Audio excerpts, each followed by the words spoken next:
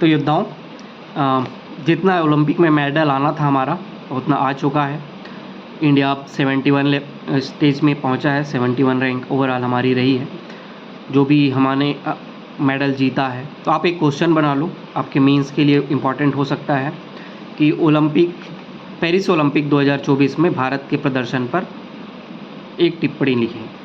तो आप उसमें लिखिए और जितने मेडल हैं उसके बारे में लिखिए, जिन्होंने जीता है उसके बारे में भी लिखिए। कंटेंट को एक जगह लिख के रखिए, आपके लिए वो बहुत अच्छा हो। आज के करंट अफेयर में और कल के करंट अफेयर में दोनों में आपके ओनली स्केड्यूल एनालिसिस में आपका एनालिसिस कंटेंट मिलेगा। तो वहाँ से जो भी आपको एनालिसिस वाला कंटेंट मिला वो आप समझेंगे। और आपका ओनली क्रेजी जी के ट्रिक में आपको फैक्चुअल मिलेगा, जो आपके प्रीलिम्स पॉइंट ऑफ व्यू से होगा और मेंस पॉइंट ऑफ व्यू से भी होगा। तो वो कंटेंट तो होगा ही होगा, लेकिन आपको पता है कि अब हम लोग एनालिसिस वर्जन में पहुंच चुके हैं। अब हमको डायरेक्ट क्वेश्चन ना पूछ के थोड़ा एनालिटिकल अप्रोच वाला क्वेश्चन पूछा जाता है। उसके लिए आपको द हिंदू का एडिटोरियल एनालिसिस में कल सुमित सर ने जो समझाया है, आज भी अगर कुछ लेक्चर आए तो वो भी सुनिए, और जो भी कुछ पॉइंट्स आपको पॉजिटिव नेगेटिव जो भी आपको वहाँ पे मिलता है उसको उसमें इंक्लूड करने की कोशिश करिए। और ओलंपिक के ऊपर आपका एक मेंस का आंसर क्रिएट हो जाना चाहिए। बाद में इसमें आपको प्रीलिम्स में भी बहुत हेल्पफुल होगा।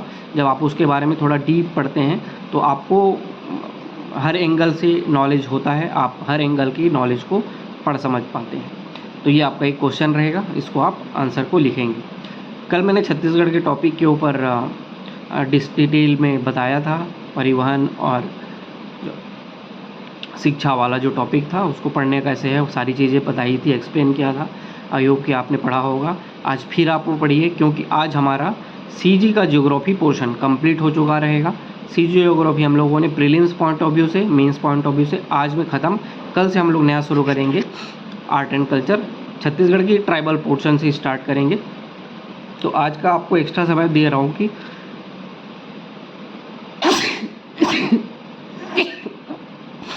कि आप उसको पढ़िए फिर से, जो भी बचा होगा उस पोर्शन को कंप्लीट करने की कोशिश करिए। ऑब्जेक्टिव भी लगाइए। छत्तीसगढ़ ज्योग्राफी का जितना पोर्शन आपने पढ़ा है, किसी का कोई भी पोर्शन छुपा है तो आप उसके ऑब्जेक्टिव ज़रूर लगाएं। जिनका छूटा है वो पढ़ें, जिनका नहीं छूटा है ऑब्जेक्टिव लगाएं। और जब मैं बोलता हूँ ऑब्जेक्टिव लगाना है, इसका मतलब ये नहीं कि आप एक बार ऑब्जेक्टिव लगा के छोड़ देते हैं। कभी भी आप कुछ भी पढ़ते हैं तो आप उसको प्रयास करें 4 से 5 बार पढ़ने का। जब आप उसको बार बार उसी टाइम पढ़ते हैं तो चीज़ें आपको दिमाग में स्थायी रूप से बसना शुरू हो जाती हैं।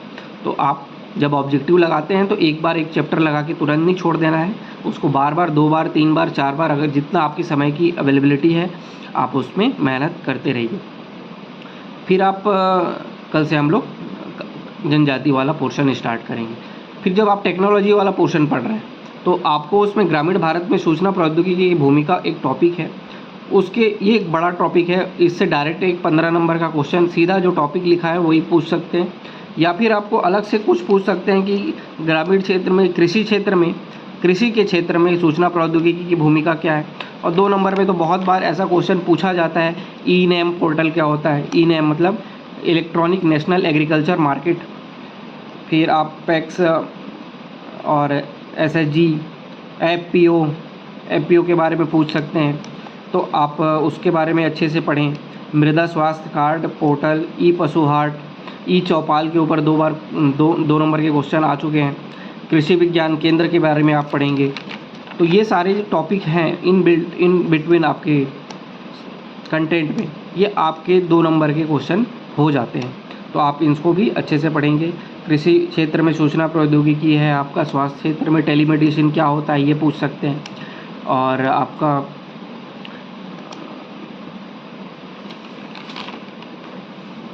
भारत नेट परियोजना, बस्तर नेट परियोजना इस बार ये पूछा भी गया है, तो आप ये भी याद रखेंगे। डिजिटल इंडिया क्या होता है ये आपको पता होना चाहिए। और डिजिटल इंडिया जब भी आप लिखें तो इसके 3 घटक हैं। 3 घटक क्या है? एक पहला क्या आपका डिजिटल इंफ्रास्ट्रक्चर बनाना है, डिजिटल लिटरेसी करना है, डिजिटल डिलीवरी करना है। ये 3 फंडामेंटल इसके घटक हैं जो आपको पता होना चाहिए। डिजिटल इंडिया में क्या होता है, सरकारी जो भी योजनाएं हैं उसमें इंफॉर्मेशन एंड कम्युनिकेशन टेक्नोलॉजी के माध्यम से उसको जनता तक पहुंचाना, उसके लिए इंफ्रास्ट्रक्चर डेवलप करना और जनता में ये समझ विकसित करना ताकि वो उसका लाभ ले सकें। ये होता है डिजिटल इंडिया मिशन। इसके जो भी घटक हैं सब आपके नोट्स में अवेलेबल हैं, इसको आप पढ़िए, बार बार पढ़िए, तब जाके वो आपको याद होगा। फिर कंप्यूटर वाला जो टॉपिक है वो जहाँ तक मैं अपने समझ पाया वहाँ तक के आपको कंटेंट बना के दिया है।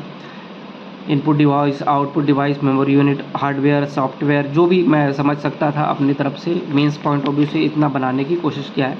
लेकिन चूँकि इस बार का आप अगर मेंस का क्वेश्चन देखोगे तो कंप्यूटर से बहुत ही out of the box question पूछा गया है, तो वो अगर आप कर सकते हैं अपने लेवल पे, जो भी व्यापम वाला जो कंप्यूटर वाला बुक आता है, क्योंकि मैंने आज तक व्यापम की तैयारी नहीं की है तो मैं कंप्यूटर को अलग से एक सब्जेक्ट के रूप में नहीं पढ़ा था। लेकिन आप में से बहुत सारे लोग होंगे जो व्यापम की एग्ज़ाम देते हैं और कंप्यूटर वाला जो पोर्शन आप पढ़ते हैं व्यापम में, वो भी आपके बुक मेंस के लिए बहुत ही कामगार हो जाता है। तो आप जब वो कंप्यूटर वाला बुक पढ़ते हैं तो उसको मेंस पॉइंट ऑफ व्यू से भी आपके रिलेवेंट हो, इस तरीके से उसको पढ़ने की कोशिश करें। तो वो कंप्यूटर भी आपको, जैसे प्रतियोगिता मंथन ऐसा कोई बुक आता है कंप्यूटर वाला, वो अधिकतर लोग कंप्यूटर में पढ़ते हैं, तो आप वो भी पढ़ेंगे। आज का दिन फिर से आपको इसी टॉपिक के ऊपर रहना है। आज हम लोग एक्स्ट्रा आगे की टॉपिक में नहीं बढ़ रहे हैं, तो आपको ये आज का एक दिन और मिलता है कि आप इसमें फिर से इस मोड को ऑन कीजिए और फिर से ये टॉपिक को पढ़ने की कोशिश करिए। मैथ्स का लेक्चर आपको मिलेगा, आज आप मैथ्स के लेक्चर में रहेंगे। एलसीएम एचसीएफ के ऊपर जो मेरी क्वेश्चन मैंने दिया है आपको 30 to 35 क्वेश्चन जो दिया है, आपकी प्रैक्टिस कर ली होगी। जो बना होगा, जो नहीं बना होगा आज आप हमारे लेक्चर को देखिएगा। एक कॉपी आपको बनाना है जिसमें आप क्वेश्चन पे जो आपको मिले होंगे क्वेश्चन पेपर, उसको आप उसमें अटैच करिए, या तो चिपका दीजिए या अटैच स्टेपल कीजिए, उसको अपने कॉपी में ही अटैच करिए और जो सॉल्यूशन आपको प्रोवाइड होते हैं उसको अपनी कॉपी में बनाते चलिए। प्रैक्टिस भी कीजिए, समझने की भी कोशिश करिए और जो चीज़ें आपको एक्स्ट्रा समझनी है उसमें आप समझ के उस टॉपिक के ऊपर अपनी कमांड को अच्छा रख लीजिए। इस तरीके से हम लोग हर वीक एक मैथ्स के टॉपिक को कवर करेंगे और मैथ्स में भी हमारी स्थिति अच्छी हो जाएगी। और 120 रूल्स ऑफ ग्रामर ये लास्ट वीक रहेगा, जिनका हुआ है नहीं हुआ है इस वीक आप कर लो। 120 रूल्स इस वीक तक आपका कंप्लीट हो जाना चाहिए, तो आपका वो स्थिति अच्छी हो जाएगी। तो मैथ्स हो गया, छत्तीसगढ़ के टॉपिक हो गए, इंडिया के टॉपिक हो गए, इंग्लिश हो गया, हिंदी का जो पोर्शन है, मुहावरा हम लोग फिर से रिवीजन वाली मोड में ऑन है। तो आप शुरू से ही 3-3 पेज मैं बोल रहा हूँ पढ़ने के लिए, तो आप 3-3 पेज पढ़ेंगे। 3 पेज आप मुहावरा का पढ़े होंगे कल, 3 पेज आप फिर पढ़ेंगे आज। इस तरीके से इस वीक हम लोग का मुहावरा का रिवीजन मोड ही रहेगा और उपसर्ग प्रत्यय भी हम लोग समझने कंप्लीट करने की कोशिश करेंगे। तो उपसर्ग प्रत्यय और मुहावरा ये 2 टॉपिक इस वीक हमारा कंप्लीट हो जाना चाहिए। तो इस तरीके से टॉपिक जब हम लोग कंप्लीट करते हैं तो हमारी पकड़ उस सब्जेक्ट में और अच्छी होती जाती है। तो आप लिखोगे कि विक्रय विशिष्ट, ये वाला टॉपिक पूछा था क्या? हाँ शायद ये पूछ लिया है। हाँ, पहला क्वेश्चन आप लिखोगे तिरस्कार, पुनर्जन्म, पुनर्विवाह, प्राक्कथन, प्रागैतिहासिक, सदाचार, सहपाठी, स्वदेश, अधखिला, अनहोनी, 59, कुचक्र, चौराहा, परपोता, सपूत। इसका आप उपसर्ग अलग करोगे और मूल शब्द अलग करोगे और आपको बनाना है अध, अध, सम, पुनः और भर। भर इस उपसर्ग शब्दों से आप 4-4 शब्द क्रिएट करोगे। उसके बाद 2 पेज और पढ़ोगे, आपका उपसर्ग ख़त्म हो जाएगा। तो इस तरीके से हम लोग उपसर्ग, जो लगता है बहुत आसान टॉपिक, लेकिन मेंस में 8 नंबर के जब क्वेश्चन आते हैं, तब जब आप 8 नंबर अचीव उसमें नहीं कर पाते हो, तब आपको वो टफ होने लग जाता है। तो आपको ये बिल्कुल भी मत समझना कि ये संधि विच्छेद की तरह है उपसर्ग प्रत्यय। इसमें अपना एक कॉन्सेप्ट है, उपसर्ग का एक अपना अर्थ होता है कि आपका उपसर्ग लगाने के बाद उसका अर्थ बदल जाना चाहिए, न कि उसका कुछ अलग हो जाए। अब जैसे मैं एक बात बताऊं, तो दुकान में कौन सा उपसर्ग है, अगर आपको कोई पूछे दुकान में, तो आप ये मत बोल देना कि इसमें दु उपसर्ग होता है, क्योंकि देखो मूल शब्द अर्थ थोड़ा सा बदलता है। कान, कान एक शब्द है तो कान का अर्थ है हमारा कान, लेकिन इसमें दू लगा दिया, दू उपसर्ग लगा दिया तो इसमें क्या बन गया, क्या बन गया, दुकान। तो कान से इसका कोई संबंध ही नहीं है। दुकान अलग है, दुकान अलग है, दोनों अपने अलग अलग अर्थ सिद्ध करते हैं। लेकिन जब आप पढ़ते हो काल और दुकाल तो ये दोनों अर्थ लगभग मिलते जुलते हैं। काल समय होता है, दुकाल मतलब खराब समय होता है। तो इस तरीके से उसके जो उपसर्ग का अर्थ है वो उसके मूल शब्द के अर्थ में परिवर्तन लाता है। जैसे पुत्र है, सुपुत्र है, कुपुत्र है।